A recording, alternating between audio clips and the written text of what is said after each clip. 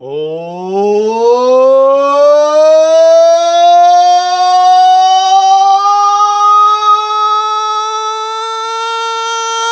into the Russ Joy Show. I'm Russ Joy. You figured that out because you're smart, and it's also the name of the show. Welcome in, everybody. Hello. Hi, hello. It's time for the Russ Joy Show. I am Russ Joy. You knew that already because it's the name of the show. Welcome in. It is a wonderful Wednesday, a wacky Wednesday. Man, have I had a day. It's been a good day. It has been a really, really good day. Good work day. Got a little workout in early this morning. Got a little workout in, get the flex and going, gotta, get in good shape here for the summer. You know what I mean? So it's been a good day. A lot of meetings, though. And I had a meeting that went a lot longer than expected, but that's okay. That's what it's all about. When you're a professional, you're willing to make time for the people that matter the most. And I did. I made time for them. Now, I have a lot to get into today. I'm going to have the running comments down here in the corner. So as comments start coming in, and I've seen that a bunch are already in here, but I didn't have the stream live when they started coming in. But as the comments come in, they'll show up on the screen down here by the little Snow the Goalie Johnski, by the number one dad with a thumbs up and next to Bucky. So by all means, you can drop your comments on YouTube, Facebook, and X. Remember, if you're on X, you have to click the video first, go into Periscope mode, and then type out your comment. I don't know why I did this. If you're on X right now, chances are you're not on a desktop. You're probably on the phone, so put that little message in. You can let me know what you're thinking. But I have to point out, and this is not a complaint. It might come off as a complaint. I'm pretty sure that the last episode, I said, hey, if you can, drop your favorite cheesesteak place in the comments, like the main comments, not the live chat. And so I had a lot of people at the end of the show dropping it in the live chat, but not in the main comments. So I'm going to try something. We've never done this before. We are 107 episodes into the Russ Joy Show, and we're going to try something new.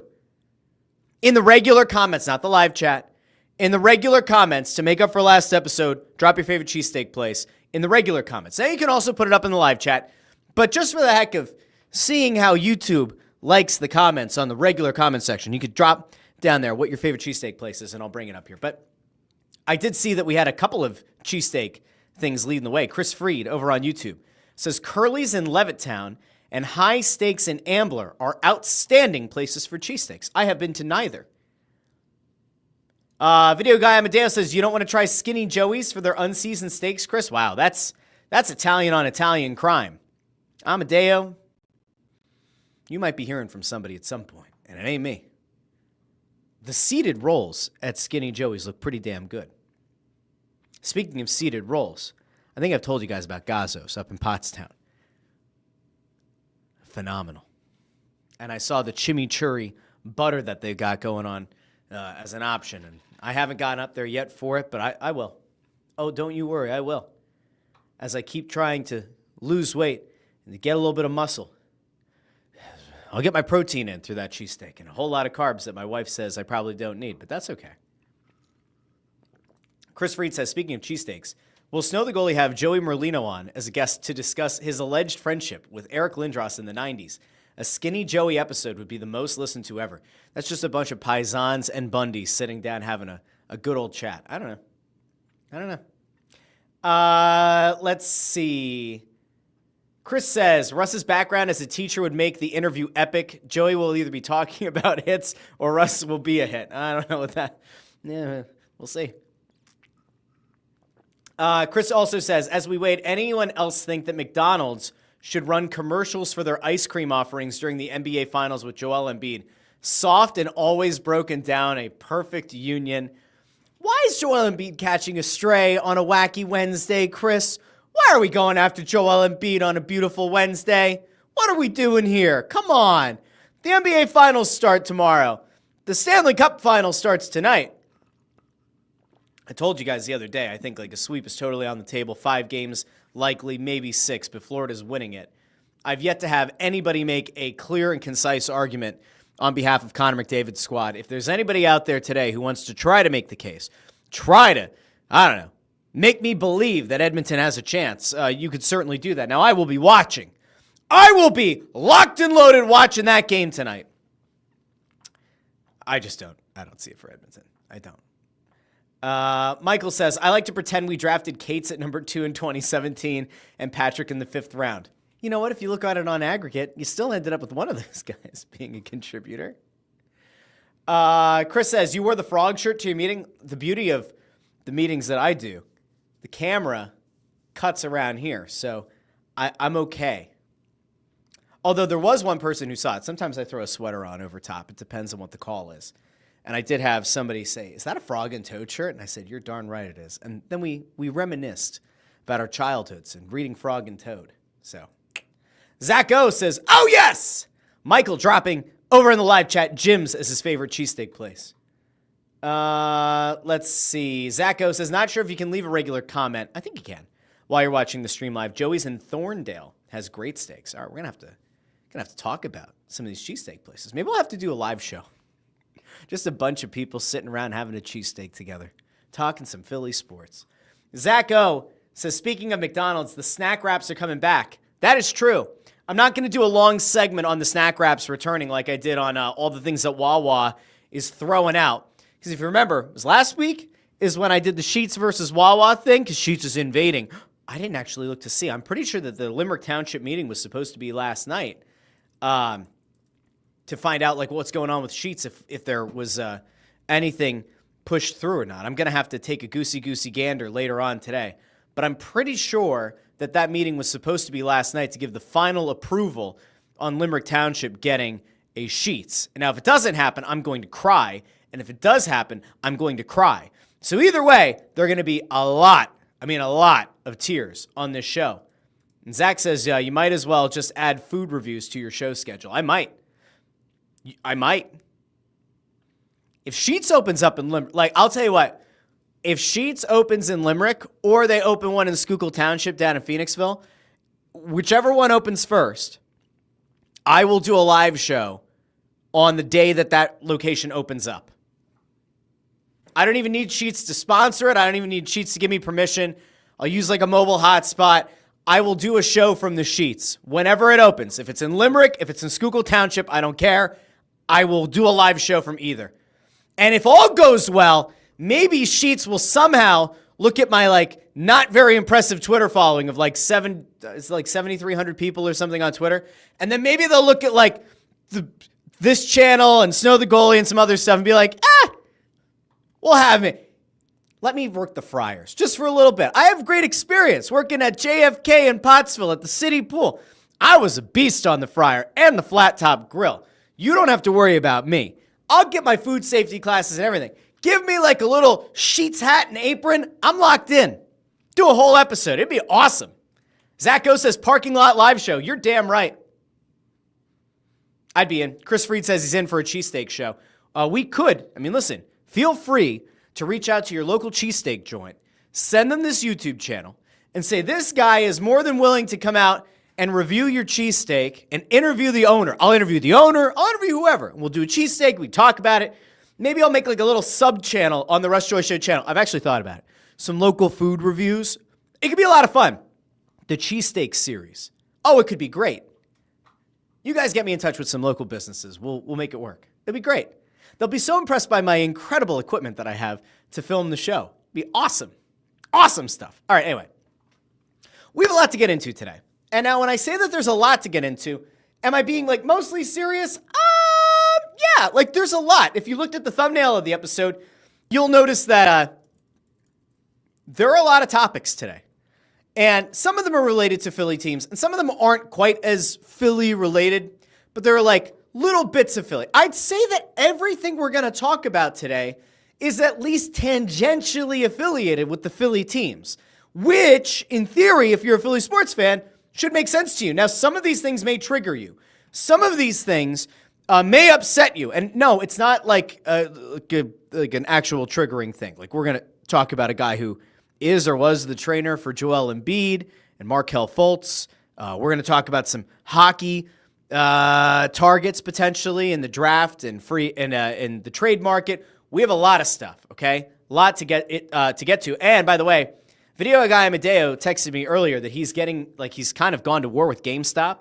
I guess the Switch 2 drops tonight. I got an email from Best Buy that's like, if you want to wait in line outside of the Collegeville store, you might be able to get a Switch 2. And I was like, I don't think I really need a Switch 2 right now. I just got done telling my wife how, like, we probably, it wouldn't be a bad thing with the summer coming up, save a little bit of money. The kids are out of school, the tuition for our daughter's school is coming off the books, and daycare goes down a little bit in the summer. And I was like, we'll save a little bit of money. It'd be great. So if I then go out and I wait in line at like 11 o'clock tonight to try to be one of the first people in to get a Switch 2 at Best Buy, I don't know how that would go. I don't really know. So let's get into the show. Let's get into everything that's actually happening, because there are a lot of things going on in and around Philadelphia sports. So I want to kind of back up a wee bit. Not a lot, but a wee bit, because there have been some very interesting things going on in the national news. I want to go there first, and then we're going to go to Philly. We'll start national, then we'll go Philly. So as many people saw, we're about to start the NBA Finals Thursday, and the news broke yesterday. I'm going to take this down. All right, there we go. So now when we do the screen share, it's going to look right. So we all saw this news by now, but Shams reported on Tuesday that the Knicks were axing Tom Thibodeau. So Tibbs is out. Now, I have long compared Tibbs to John Tortorella. They expect a lot out of their players. They maybe overwork and overplay some of their best players. And ultimately, their shtick kind of runs out in 5 years or less. Depends on the stop. And Thibodeau took them to an Eastern Conference final, and the Knicks got punked by an Indiana Pacers team that I just quite frankly don't believe has any shot in hell of winning the NBA Finals. And I think the Knicks probably should have gotten their way to the NBA Finals, where they probably also would have gotten steamrolled by the Thunder. But Tibbs is out, which then led to the question, and listen, if you're a Game of Thrones fan, you'll remember Azor Ahai. You'll remember the philosophy of the prince who was promised. And then they did the thing where they said, well, there's no gender in High Valyrian, so it was the prince or princess who was promised. I just want to point out, I've not gone back and found the clip, but it is long ago. But way back when, it might have even been back to the Adam Lefkoe, Kyle Scott crossing broadcast days.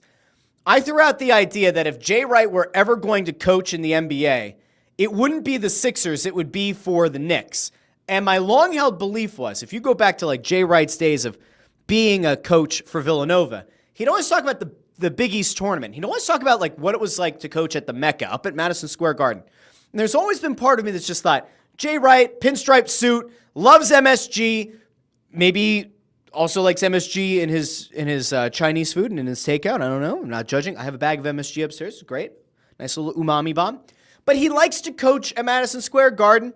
He now has the Nova Knicks available to him. And I said years ago, I think that if he's ever going to go to the NBA, it's going to be to go coach the Knicks. Well, surprise, surprise, there are different sports books, some are offshore, that have odds on who will be the next coach. And some have Jay Wright in somewhere around plus 1,400 to become the head coach of the Knicks. He's on a list of I don't know, let's say 10 different people. But who's one of the people that we kind of trust to have their finger on the pulse of the NBA? We trust Brian Windhorst. Now, in fairness, Knicks fans don't trust Brian Windhorst. And in fairness, karma was a bitch to the Knicks fans because they pelted. Remember, they went after Brian Windhorst in the streets and somebody threw something at him, which you just can't do.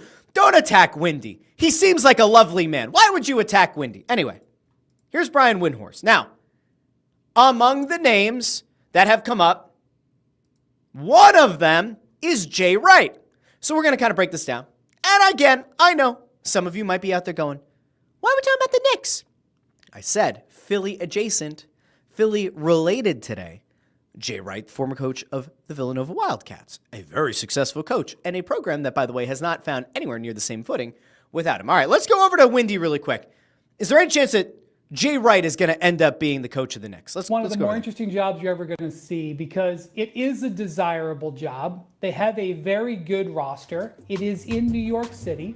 And most importantly, it's in the Eastern Conference. And the East stinks. The Eastern Conference right now, the landscape is a lot more friendly than the Western Conference. And break that one down really quick. I said to you guys last year, even as the Sixers were flailing, even as the Sixers were flailing in quicksand, I kept saying to you guys, The East sucks. In fairness, it sucks in the NBA and the NHL, right? Like, especially the bottom half of the conference or the bottom third of each conference.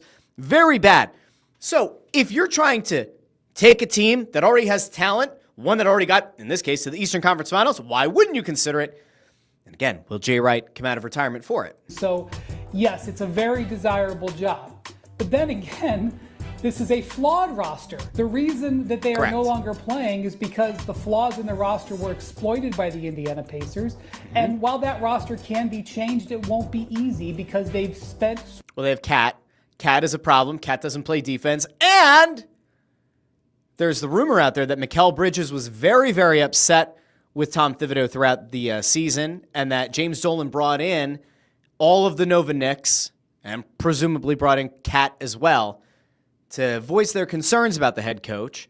And there's that thought out there that if Mikal Bridges is now disillusioned and is no longer interested in being a Knick, then maybe getting rid of Thibodeau was going to save that. There are already rumors out there that Bridges is going to be dangled in talks for Kevin Durant. We'll keep going. So many of their assets to put this starting five together. They also just ran a gentleman out of there who was their most successful coach in 2 decades, who had back-to-back 50-win seasons and made the conference finals. A lot of Knicks fans, by the way, a lot of celebrities, but a lot of Knicks fans with a sizable following are upset about the firing because they say the Knicks haven't been relevant. This guy made them relevant, and he instilled a culture. Does that sound familiar if you're a Flyers fan? He installed a culture and instilled certain values in the players, and now you're getting rid of that. Okay. The standard that you're going to have to overachieve on is going to be very difficult, and you're going to do it in the hottest media environment that we have in the country. So it is a very complex job. I do think that there are a number of people that they can look at. There are 3 different levels where I sit and see right now. One would be the 3 guys who were successful coaches in the league last year that were surprisingly fired. Mike Brown, coming off Coach of the Year not too long ago, had the Kings had their best seasons in 20 years. He was fired. He's definitely a strong candidate. That won't You've get it got done. Michael Malone, who kind of is a little bit like Tom Thibodeau in his unwillingness to go too deep into. Malone is an interesting name, if for no other reason than we know that he's been able to take teams that have the requisite talent to win a championship and has won one. He won it with Denver. But that was also a very nasty kind of falling out with Denver.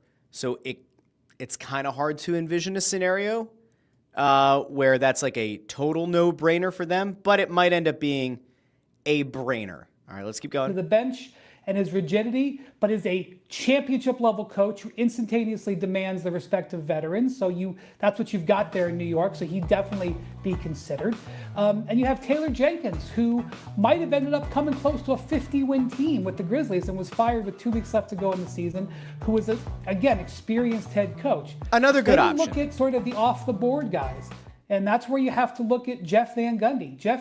Van Gundy's name has been coming up a lot. Gundy has gotten rave reviews for his work with the LA Clippers and the Boston Celtics over the last couple of years.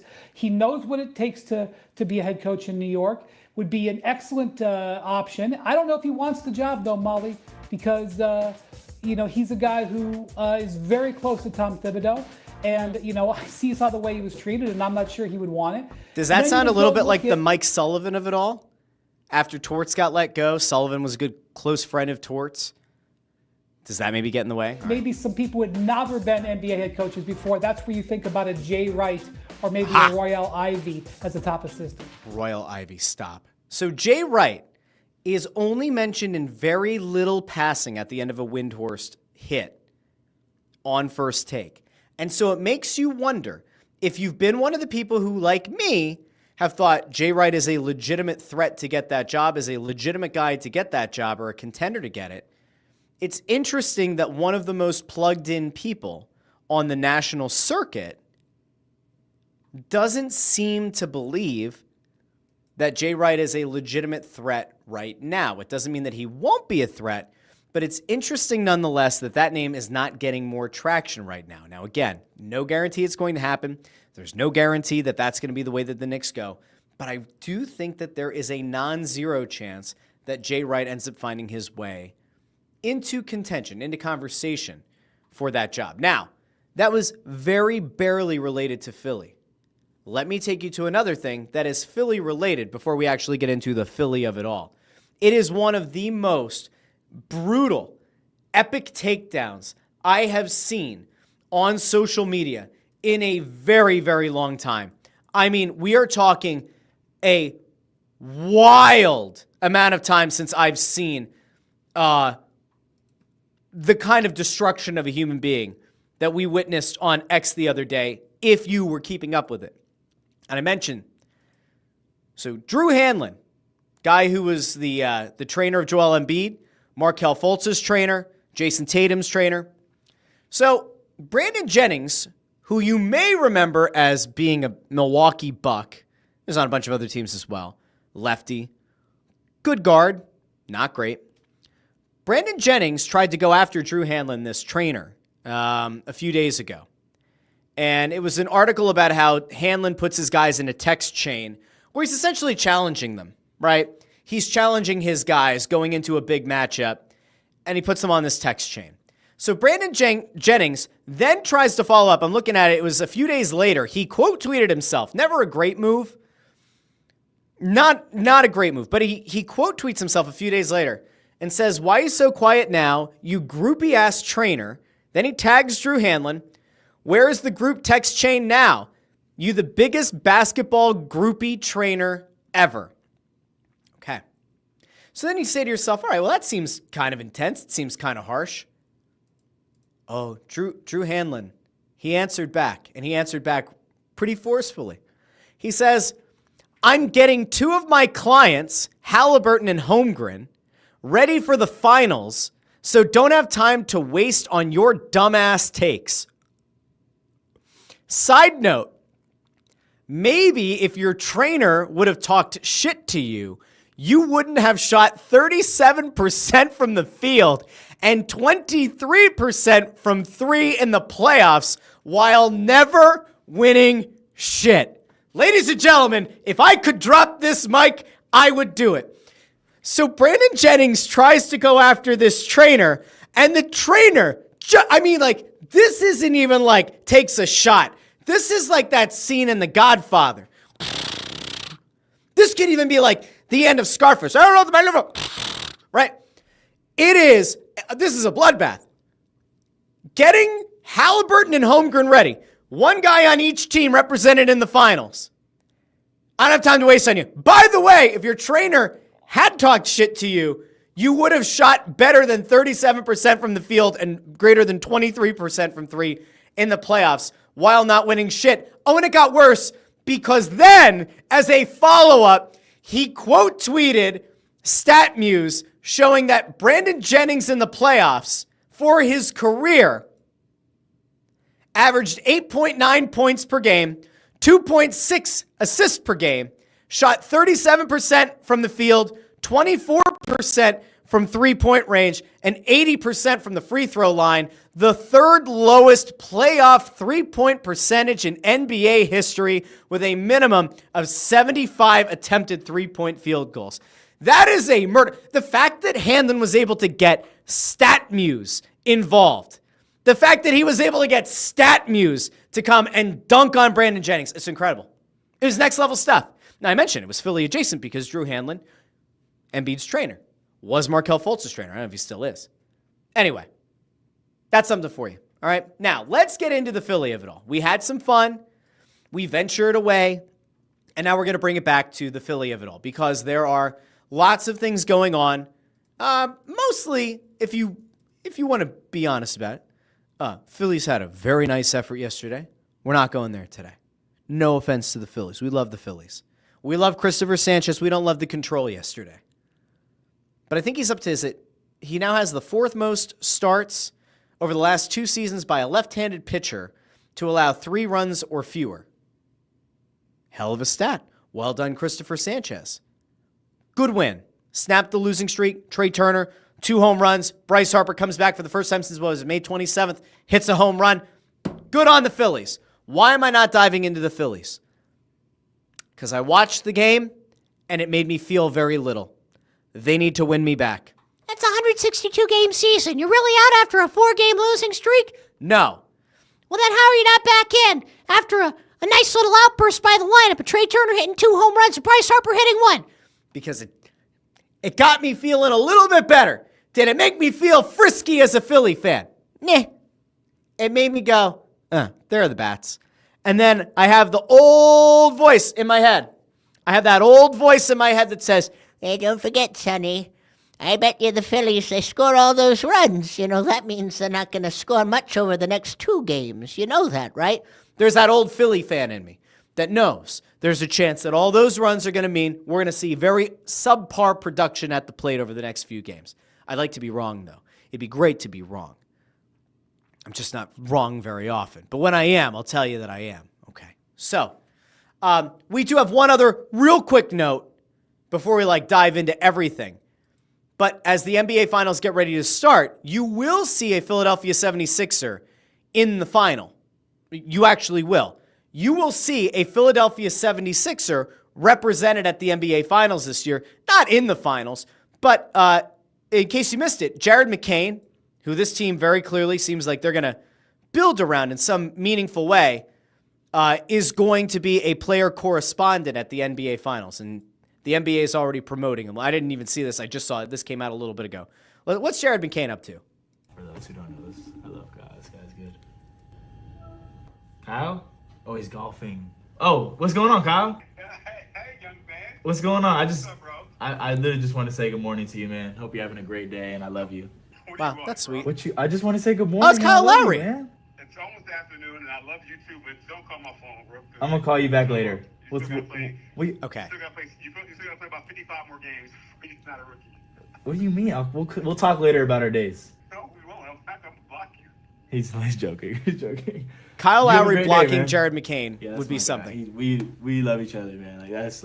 In case you've missed this trend on TikTok, there's the idea of calling somebody. You call and you say good night. And in this case, he said good morning and says, I love you. And you wait to see what your friend does. And you wait to see how your friend responds. And some of the reactions are hilarious. Anyway, Jared McQueen, very smart social media guy. Great presence on TikTok. He's going to be a player correspondent for the NBA Finals. So, I don't know what to make of it. I guess it's nice. Can't find a downside to it. Seems like a nice guy. So when you're watching the NBA Finals, you'll at least see Jared McQueen somewhere around the telecast. I don't know what he's going to be doing as a player correspondent, but he's going to be doing something. And when you just think about, in the grand scheme of things, there is something a little bit nice, I guess, about seeing one of your younger players get some kind of visibility on the national stage. It would obviously be better if it were happening because the Sixers were in the playoffs, in the NBA Finals. Maybe next year will be the year. Probably not, but who knows? The East sucks. And if the Knicks blow it up, they might suck. And Milwaukee might not have Giannis, and they certainly won't have Dame. I can talk myself back into the Sixers being a top 4 team in the Eastern Conference again next year. Don't you worry. I'll get myself there again, and I might even convince a few of you to go with me. Now, 2 Philly-related things on the Flyers. 2 big stories. One is a potential trade target that nobody thought was going to be available. And then the second one is draft-related. I'm going to start with the draft-related because it was a much more breaking news kind of situation here. Now, there's a little bit of an interview that we're going to throw to from the NHL Combine. But there is a player that if you've been paying attention to me here or over on Snow the Goalie, you will know there is a player that I have wanted the Flyers to be interested in and a player that has a very concerning injury that I would like to imagine could make him slide into like the 12 to 16 range, where the Flyers could maybe trade up from number 22, perhaps include the Edmonton pick. That's either going to be 31 or 32. Maybe you include some second-round capital, as the Flyers have 3 first-round picks, 4 second-round picks. Maybe you're able to figure out a way to finagle your way up and get a young man who's 6'5" and plays center, named Roger McQueen. Well, I don't know if the slide is going to happen because it was announced yesterday. McQueen said at the Combine that his back injury was misdiagnosed and that he didn't have a bulging disc in his back after all, and now he's healthy. And so I'm going to throw this out really quickly to a friend of the show, Adam Kimmelman, who had a write-up for NHL.com and passed along this quote on X yesterday. He says, Roger McQueen was quoted as saying, 1 to 10, I'm at a 10, pain-free now, and no symptoms for the last while. So it's been awesome, and I probably haven't felt better in the last 3 years. Now, let's kind of take all this with a grain of salt. Roger McQueen is about to enter the NHL draft. He's trying to reach the ultimate pinnacle of when it comes to leagues in the world. He's trying to get himself drafted into the NHL. He knows that in theory he should be somewhere in that first round, in theory top 15. If he had been healthy, you're talking about a guy who maybe could have been in the top 3. Centers that are 6'5" don't just grow on trees. But the question has been around that back injury. Now, bulging disc sounds very bad. He claimed it was a misdiagnosis. Is he going to come out and say, oh yeah, the injury is actually as bad or worse than it was reported? Probably not. He's more likely than not going to try to make it sound like things are all hunky-dory. Now, I want to throw out to Roger McQueen, because I would assume if you're a Flyers fan, you probably haven't watched Roger McQueen play a lot, and you probably haven't heard Roger McQueen a lot. You maybe never even seen the guy without a helmet on. I want to go out to the Combine, though, because I think it's important that as we start getting ourselves ready for the NHL draft now, later this month, can you believe it, because we're in June, I think it's important to kind of have an idea of what Roger McQueen is. Let's hear from the young man. He seemed to have good news yesterday about his health. Let's listen to young Roger McQueen.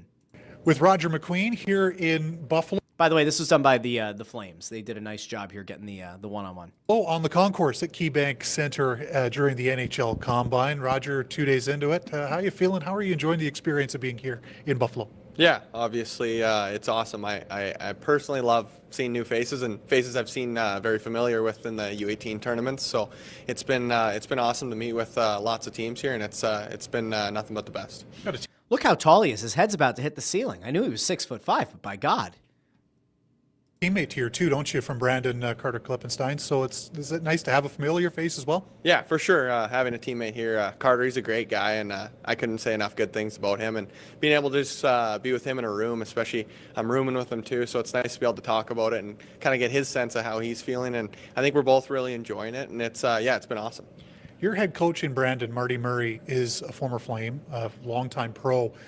What have you learned from him over your time with the Wheat Kings about the professional lifestyle and about kind of preparing yourself mentally and physically for the next level? Yeah, Marty's top notch at that, and he really helps me out, especially like that. He puts me in kind of his shoes, and back when he was a kid, he kind of talked. We don't really care about the Flames angle to this, but UConn here with a good point. He's a ginger, was born a Flyer. Coach, and being able to see him all the time at the rink, and being able to get his info on how to make it and how to be almost like him. He's been awesome. So. It's no secret you missed a good chunk of the year this year. Here's the injury stuff. Two-part question. First of all, how are you feeling now? You look good. Yeah. Second of all, what did you learn maybe over the course of this season just about dealing with adversity and overcoming obstacles? Good luck with the answer there, young man. This is one of those things that's going to run to the entire league and every fan base. Every fan base that's looking for a center that's 6'5". No pressure on this question. Yeah, so the back's behind me. I feel great. I feel 10 out of 10. So I'm thrilled to have that in my past. And obviously, yeah, it was a tough. He looked down the barrel of that lens, of that camera, smiled at every fan base in the National Hockey League and every front office, and said, I'm 10 out of 10. I'm fine. Okay. Tough year to have all that happen and in that kind of sense, but I learned a lot. There's a lot of lessons to be learned, and just staying positive with yourself. There wasn't a whole lot you can really do with that. It was just rest. So I learned a lot in the time of lessons, and had a lot of free time to work on the other side of my game, the mental side, which is arguably more important than the other side. So it was really good shout there by the young man. Very good PR training. Beneficial in my opinion. When you talk about the less important side, so to speak, the on-ice play, for those who haven't seen you play, what do you take pride in as a player? What do you consider your strong points? Yeah, nice I little think rip there. The strongest points of my game is obviously my skills or size is very complementary with 6'5". with how I play. I think with my puck handling ability and ability to score, I think is a big thing for me. And yeah, I think just being able to play that physical game is also a good thing. Just being able to have a and B game if the puck's not going your way. So I like to be able to play physical and play with skill and try and find the happy medium in that. Play physical, play with skill. He's 6'5". He plays center. I mean, that's pretty much your dream for the Flyers, right? That B game, that's something that comes with size, obviously, naturally. Yeah, for sure. I think that's something that really helps with size. Obviously, you can be not that big and always play that too, and that's awesome. But I think that's the only real concern. Now, I have seen some people that have floated out there that despite the physical stature of the guy, that he doesn't play big. We'll get there a little bit closer to the draft. I think size helps with that, and just being able to be heavy in the corners and heavy down low and being a heavy forward to play against. Away from the rink, what keeps Roger McQueen busy? Yeah, there's a lot that keeps me busy. I'm around all the time. I'm hanging out with buddies all the time, and my favorite thing to do is play cards. So if you ever want to play cards, just let me know. But yeah, we have a good poker league in Saskatoon that we play there, and I think just any kind of card game. We have a wake boat, so I surf there. I have a sports court in my backyard, so I'm playing basketball, pickleball, all the sports. But yeah, I'm mostly hanging out with friends and doing that kind of thing. Is euchre? Maybe he can help the Sixers. That's a Saskatchewan thing, isn't it? We play euchre in Brandon all the time. That's our number one game on the bus. So I've played over 1,000 hours of euchre lately, and it's awesome. I can play euchre or any card game for hours on end. So as a card player, I don't know how to feel about that. All right, so let's kind of recap for a second. Let's kind of zoom out for a second. Roger McQueen fits every possible need, at least on paper. Roger McQueen is the perfect player for what the Philadelphia Flyers need. He's young. He's 6'5". He plays center. He talks about playing with skill and with size. He's exactly what this team needs. The problem is the back. He claims that it was a misdiagnosis, that it wasn't a bulging disc, and I saw somebody said over in the comments that he said that it was a fracture that's healed. Now notice, he said in that interview that it was just something that he had to rest. You can't really do anything with it. That does, in fact, sound like a fracture. So if he had a fracture in his back, not ideal. All right, I'm not going to tell you that a fracture in your spine is a good thing. But relative to some of the other things that it could have been with the back, that's workable. That is workable. But is this a player that the Flyers should take at number 6? Well, it's a very clearly yes and no. If he's fully healthy, and if the Flyers are convinced that he can play a big physical style at 6'5", then the answer is pretty definitively, yeah, he should be the guy at 6. But if you're Danny Briere, and you're Keith Jones, and you are looking to accelerate or to take the next step in what this rebuild is, you have to get this pick right. This pick at number 6 has to be a contributor and can't be like a guy who ultimately reaches like third line potential. No. This guy has to be a bona fide stud, not a franchise cornerstone, maybe not a generational talent, but a legitimate contributor in a meaningful way. Top 6 guy, preferably top line forward. Needs to be that guy because they're going to work on tweaking this roster. Maybe not a full overhaul this offseason, but between this offseason and 2026, it's going to be a very different looking team. This pick has to hit. There is no excuse. Now, if you're Danny Briere and you're Keith Jones, are you going to tie yourself to a guy that has had, whether it's a fracture, a bulging disc, something else, are you going to put the entirety of this draft on that kid's back? I'm not sure that you will. If he starts falling, that to me is where I have always been intrigued in the player. Think about it like this. Everyone's able to point out anomalies, and it happens in the league every single year. There will always be a player that falls into the 20s. There will occasionally be the player that falls into the second or third round that you look back and, hell, even think of a guy like Giroux fell late in the first round. You had a guy like Kaprizov that ended up being taken in a later round. And people like to point out to them. They say that, oh, these are guys. This is why you make those picks. This is why you don't part with draft capital. And I always say, a lot of it, though, comes down to being an anomaly. The reason that it's easy to point to a Giroux or to Kaprizov is that they're not the regular. They're not the norm. This isn't where you find that quality of player all the time. So when you're the Flyers and you have pick 6, pick 22, and either pick 31 or 32, I don't expect them to make all 3 of those picks. But if a Roger McQueen starts to fall, Okay? Assuming the Flyers don't trade up, assuming that the Flyers don't fall so in love with like a Frondell, or they don't fall, or they super fall in love with like, I don't know why you would move up for Martone, but maybe they do. Or they somehow try to figure out a way to trade up to take Misa, which I don't think there's any chance they can get up to 2, which is where he'll be taken. If they don't move up, I don't think they're going to move back. If they don't move up, is there a scenario where McQueen falls into that 12 to 16, 12 to 18 range? That's where you make the move. That is 100% to me where I say, all right, you could probably get a good player at 22. You might even be able to find a hidden gem at 30 or 32, or 31 or 32. But if McQueen falls, let's just play this hypothetical out. Say Porter Martone ends up being the pick at 6. All of the best centers are off the board. You're not totally sure, but you believe in Martone. You believe in him as a winger. And then you say, all right, we need to come away from this draft with a center. What are you willing to part with to try to get that center? And if you believe that Roger McQueen has the ability to be preferably a 1C someday, at worst a 2C, which, by the way, you still have value, like there's a need for, right? What are you willing to part with? And that's where I say the best GMs, the best front offices in sports are willing to have all the cards on the table.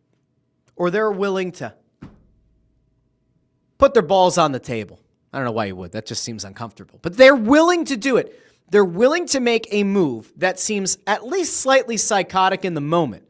But they do it and they find success because every great front office executive at some point in their career has to take a chance. And maybe they get burned, but maybe they don't. If McQueen has a clean bill of health, he will probably be gone in the top 10. But if there are teams that have enough front office executives that are feeling the warmth under their keisters on their seats, they're not going to make that pick. They're not going to take the kid that has a back injury or is coming off a back injury or who says that his back is healthy. They're not going to stake their existence as a GM in this league on that player. They won't. Because whether you want to believe it or not, and whether you want to accept it or not, front office executives sometimes make very selfish choices. They don't always make choices that are the best for the organization or best for the organization longer term. They are creatures of habit, and they also have a bit of ego, and they also want to preserve their jobs. So there are going to be front office executives that if McQueen were to fall to 10, were to fall to 12, you might see guys who are worried about their future as the GM of their respective teams who know that Roger McQueen maybe does have the highest ceiling of any guy on the board, has the most talent of anybody on the board. It's the most intriguing prospect on the board, but they're not going to take him because they don't want to lose their job. So if McQueen falls to 12, if he falls to 16, Danny Briere's got to get on the phone. And he's got to get the deal done. That's where I'm at. I know that like a lot of times people look at it, and everybody wants to believe that every prospect in the Flyers prospect pool is going to be great. I have no fucking idea what Jet Lashenko is. I have an idea of what Jet Lashenko is. I have an idea of what I think his upside is based on the little I've seen him play. I don't get the feeling that Jet Lashenko is going to be a 30, 35 goal-scoring center. I don't necessarily get the feeling that Jet Lashenko is going to be a 1C in this league. And I could be very wrong, and he's very young, and I'd love to be wrong. But right now, I would rather add to that prospect pool and be in a situation where, like, 2 years from now, you're having a really tough conversation about, all right, which of the young centers do we have to move? I'd rather have a bevy, a glut of actual center prospects in this organization than be left very thin at the position. They have long been thin at center. They have a potential here. I mean, in theory, they could end up with a center at number 6. And if McQueen continues to fall and he gets like 14, 15, 16, I'd be on the phone and I'd be trying to move up from 22 to go get that kid. That's where I'm at. Here's my best case scenario, right? Flyers get whoever they get at 6. Is it Martone? They get another really good winger. Awesome. Is it a center? Cool. That center's not going to be ready to play this year. Might not be ready to be on the team next year. So that's like a 2-3 year project, right? You have Noah Cates, who they re-signed, who we're going to get to here at the end of the show, who proved to be a very good 3C. In an ideal world, could be a great 4C for you, even at $4 million a year. Could be a great 4C for you. Jet Lashenko maybe ends up being a 3C. If he hits what I think his ceiling could be, maybe he ends up being a 2C. You still have to figure out the 1C and the 3C. Couturier, probably a 3C next year. Maybe they make him a 2C. If Lashenko makes the roster, you're probably going to see Couturier and Lashenko go back and forth. I don't know what that's going to look like. You're not going to put Lashenko on the 4th line. So I think Cates, for better or worse, might end up being, I don't know. We'll have to have that conversation down the road. But man, can you imagine if the Flyers are able to walk away from this draft with 2 legitimate forwards, maybe 2 centers, one of which is 6'5" and could potentially be the steal of the draft? You need luck and you need somebody who's willing to take risks. And I think that both Briere and Jones to this point have done a good enough job to ensure that they're not on the hot seat. They're not. This is a draft that you can take a shot. This is a draft that you can take a swing. What ends up happening? I don't know. But I'd be really, really interested. And what I will promise you is that sometime between now and the draft, I will go talk to some people from the organization because I would actually like to know what they think about Roger McQueen. I want to know if I'm just crazy. Maybe it's just me. But there is something to me that believes that's the kind of guy. You get him, he falls, and it's almost reminiscent of watching Matvei Michkov fall to 7. Very different reasons for that. But you watch a guy who should have been the number 1 or 2 overall pick in his draft fall to 7.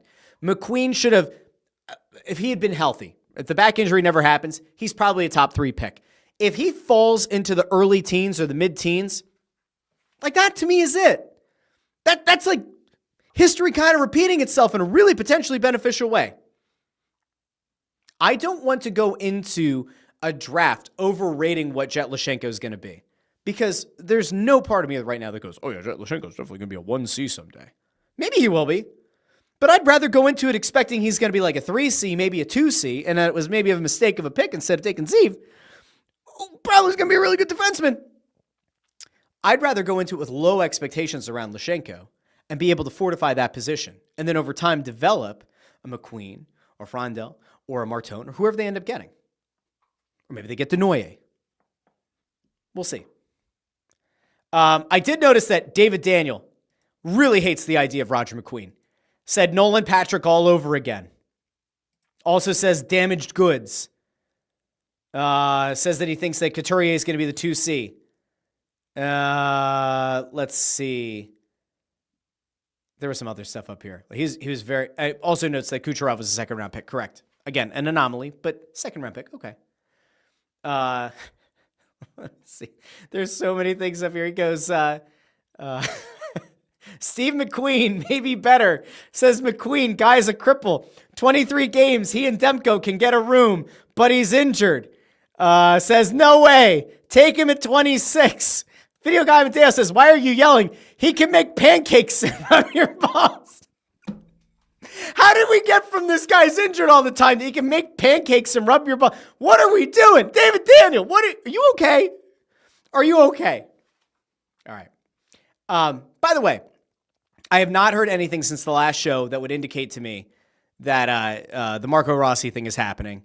I know we talked about this last week, but I don't see it. And I see that over in the comments, the idea was getting thrown around again.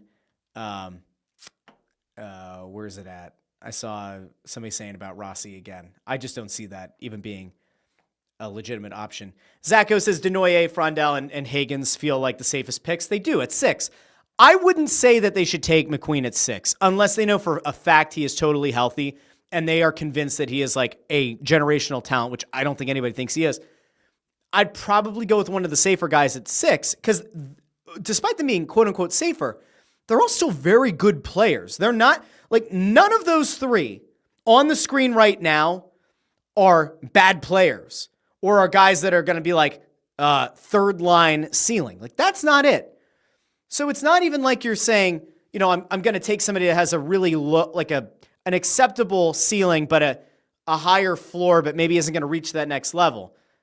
I'd take one of those guys, but I would monitor this to see if McQueen falls. Let's see. Anthony DeGracio says Robertson, Rossi, and Martone. We're going to get to Robertson in a second. But the Rossi thing ain't happening. I don't think so. Let's see. Jay Grebby says over on YouTube, leaving this draft with Frondell or Higgins and McQueen would be a heist. I agree. It would be awesome.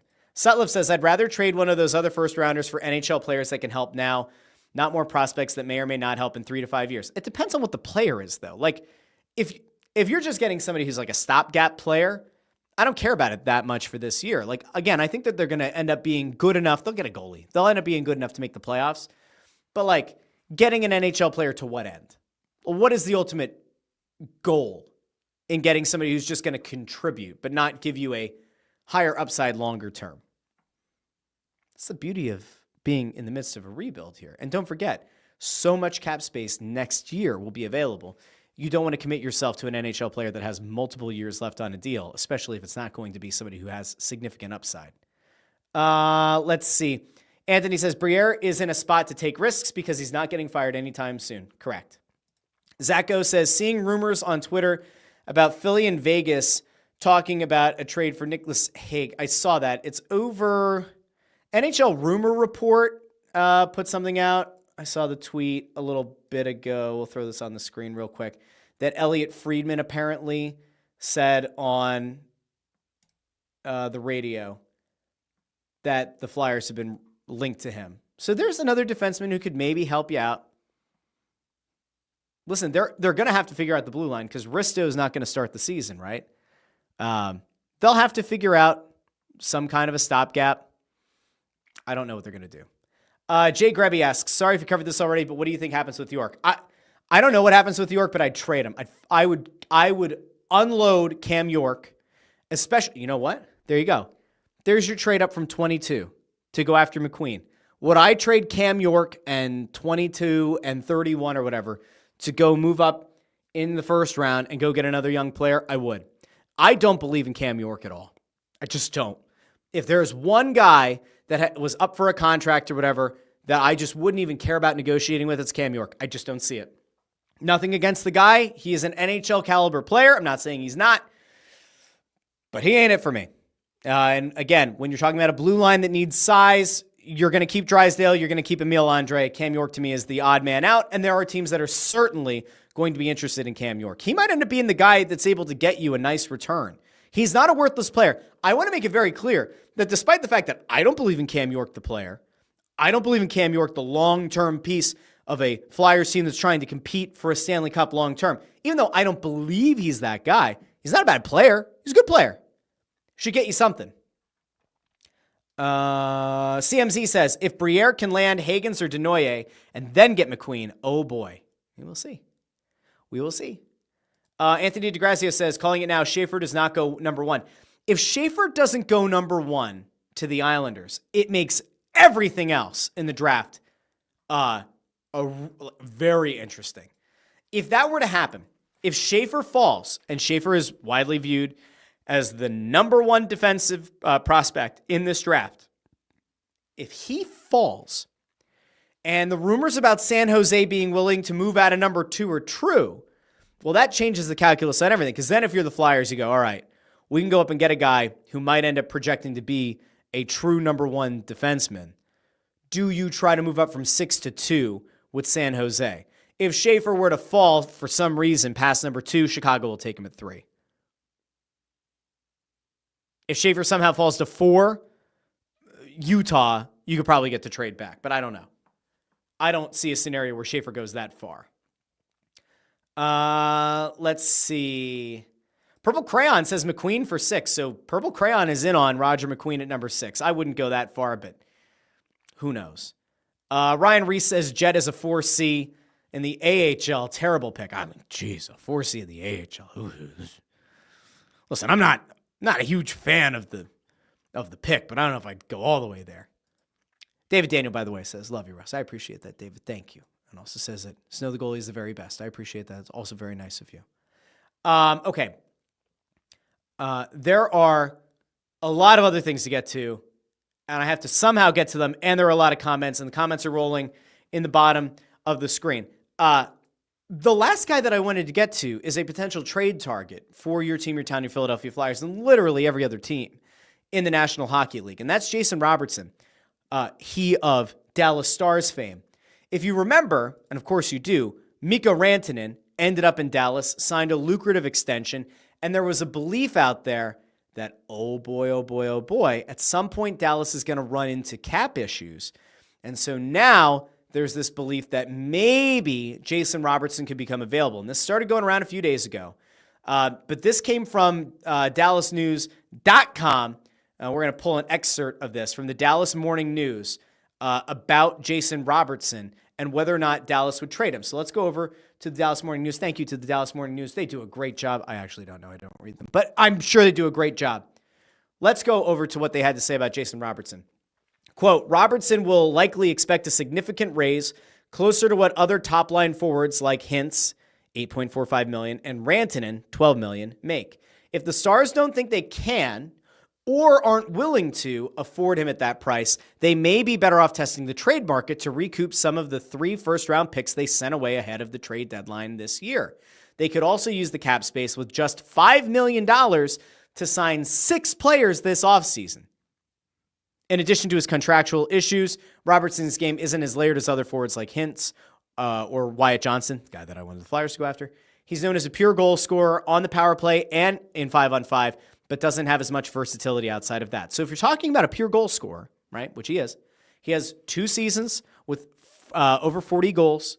I believe this season he had 35 goals. He's played all 82 games in 3 consecutive seasons. He is certainly a guy that is notable. He's certainly a guy that the Flyers should at least have a conversation about. Plays left wing. We like that. We're fine with that. If you're the Flyers, you have to have a conversation. He's 25 years old. He'll be 26 when the season starts. He sort of fits your timeline. I wouldn't say that it's a bad thing. He's not 22. Wyatt Johnson, I think, is 22 or just turned 23. Plays center. And that's why I wanted the Flyers to go after him.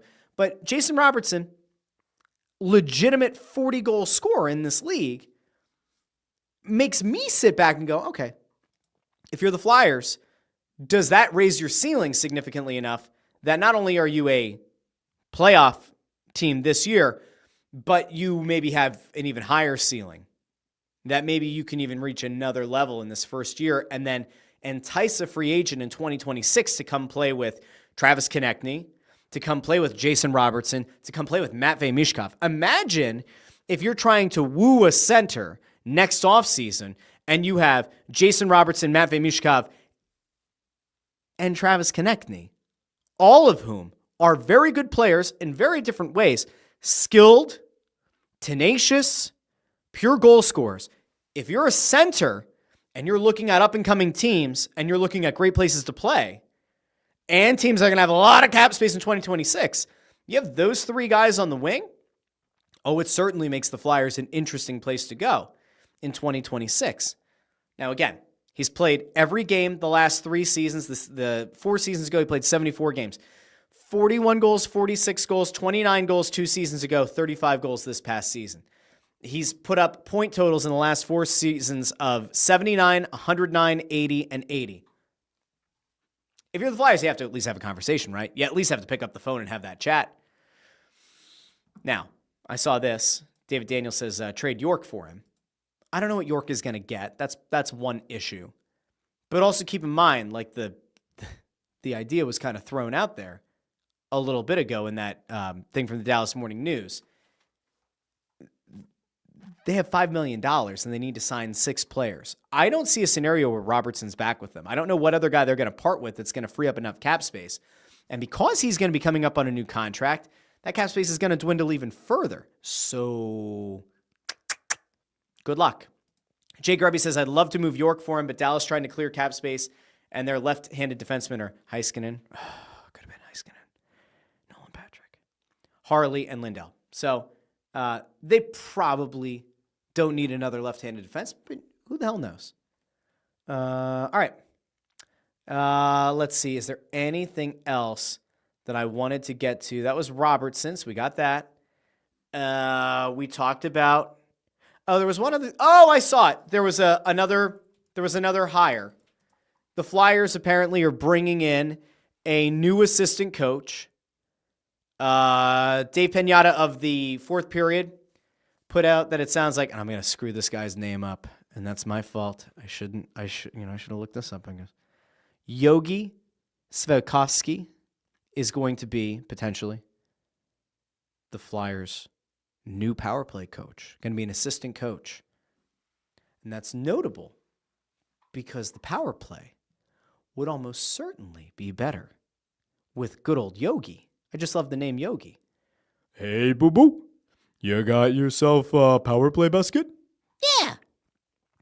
So if Yogi is able to take his power play acumen up here and translate that to the ice with this group of players that hopefully will be better by the time the draft and free agency is over. Vancouver had the 15th ranked power play last year. The Flyers, you may have heard, had a dog shit at best power play under Rocky Thompson for multiple years. I'm not saying that it can't get any worse, but I will note that it would take a lot for Yogi to be any worse than Rocky Thompson. So good on Yogi if he ends up becoming a hire here and joins Rick Tocchet on the bench for the Philadelphia Flyers. Jay Grubby asks, general question, Russ.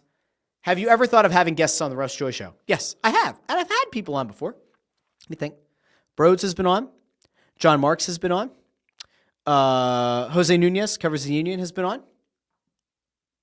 Might get to more guests.